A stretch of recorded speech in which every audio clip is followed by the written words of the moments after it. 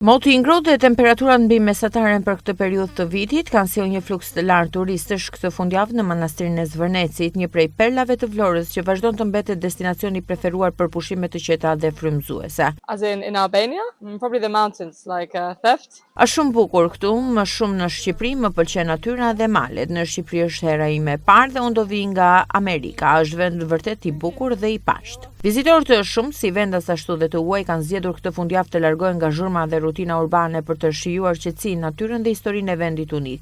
Shëtitjet mes pishave ura druri që të çon drejt manastirit, reflektimi i dritës mbi lagunën e Nartës, janë vetëm disa nga elementet që i kanë lënë pa fjalë vizitorët. Shumë prej turistëve kanë ndarë përshtypjet e tyre pozitive, duke cilësuar Zvërnecin si thesar të fshehur që meriton vëmendje. Vlora ka shumë për të ofruar, por Zvërneci është magjik. Ka një qetësi dhe një ndjesi të rrallë shpirtërore, është shprehur vizitor nga Tirana. Para ku kemi ardhur, nuk ishin në këtë gjendje. Tani janë rregulluar shumë mirë. Po. Edhe është më i sigurt. Ju vini shpesh nga Vlora apo? Jo, unë jetoj në Greqi, po kam ardhur edhe herë të tjera. Keni ardhur Pashkë? Po, për Pashkë. Shumë bukur. Shumë bukur. Do qëndroni ditë? Do qëndroj një javë. Çfarë ju pëlqen më shumë që ka ndryshuar? Vlora.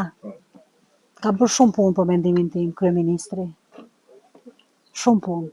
Duhet bëj akoma, po e mbaj mend Vlorën para 20-30 vjetësh nuk ka asnjë lidhje me Vlorën tani.